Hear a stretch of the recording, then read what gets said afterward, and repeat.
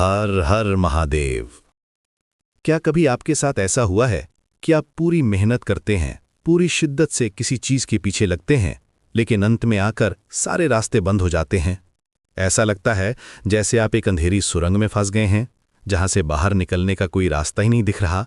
आप हर दरवाजा खटखटाते हैं, हर कोशिश आजमाते हैं, पर हर जगह से सिर्फ निराशा हाथ लगती है। दिमाग काम करना बंद कर देता है, दिल घबराने लगता है और उम्मीद की आखिरी किरण भी बुझती हुई सी नजर आती है। ये वो पल होते हैं जब इंसान को लगता है कि शायद अब सब कुछ खत्म हो गया, शायद मेरी किस्मत में यही लिखा था। हम सब अपनी जिंदगी में कभी ना कभी इस मोड़ पर आकर जरूर खड़े होते हैं। ये जिंदगी के वो इम्तिहान होते हैं जो हमारी हिम्मत और हमारे विश्वास को परखते हैं। हम अपनी ताकत, अपनी समझदारी, अपने कॉन्टैक्ट्स सब कुछ इस्तेमाल कर लेते हैं, लेकिन जब इंसानी कोशिशों की हद खत्म हो जाती है, तब एक शक्ति है जो काम करना शुरू करती है।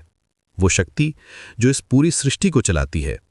और याद रखना, जब दुनिया के सारे दरवाजे बंद हो जाएं, जब कोई उम्मीद न बचे, तो एक दरवाजा है जो हमेशा हमेशा आपके लिए खुला रहता है।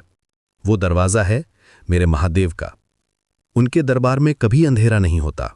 जब आपको लगे कि आपकी जिंदगी की गाड़ी किसी ताले की वजह से रुकी हुई है, तो बस महादेव के पास जाना, क्योंकि वो सिर्फ देवों के देव नहीं, वो हर ताले की चाबी भी अपने पास रखते हैं। वो उस ताले को भी खोल सकते हैं जिसे दुनिया ने नामुमकिन मान लिया हो। महादेव सिर्फ एक भगवान नहीं है, वो एक एहसास है, वो एक ऊर्जा है। वो भोलेनाथ हैं जो एक लोटा जल से प्रसन्न हो जाते हैं, और वो महाकालगी हैं जिनके क्रोध से पूरी सृष्टि कांप उठती है। वो संहारक हैं, पर वो किसका संहार करते हैं? वो हमारे अंदर के अहंकार का, हमारे दुखों का, हमारी परेशानियों का संहार करते हैं। वो हमें तोड़ते नहीं, हमें जोड़ते हैं। वो हमें उन बंधनों से आजाद करते हैं जो हमने खुद अपने चारों ओर बना रखे हैं। उनका तीसरा नेत्र सिर्फ विनाश के लिए नहीं खुलता, वो ज्ञान के लिए भी खुलता है, जो हमें सच और झूठ का फर्क समझाता है। जब भी जीवन में मुश्किलें आएं तो घबराना मत, बस आंखें बंद करके उन्हें याद करना, उनके डमरू की धुनी को महसूस करना, जो इस ब्रह्मांड का पहला संगीत है। वो ध्वनि आपके अंदर की सारी नकारात्मकता को खत्म कर देगी। उनके त्रिशूल को याद करना, जो हमारे 3 गुणों सत, रज और तम को संतुलित करता है। वो हमें सिखाते हैं कि जीवन में संतुलन कितना जरूरी है। वो वैरागी हैं, पर वो सबसे बड़े गृहस्थ भी हैं। वो हमें सिखाते हैं कि दुनिया में रहते हुए भी दुनिया के मोह माया से कैसे दूर रहा जा सकता है। और अब तो महाशिवरात्रि भी आ रही है। ये कोई आम रात नहीं है, ये महादेव और मां पार्वती के मिलन की रात है।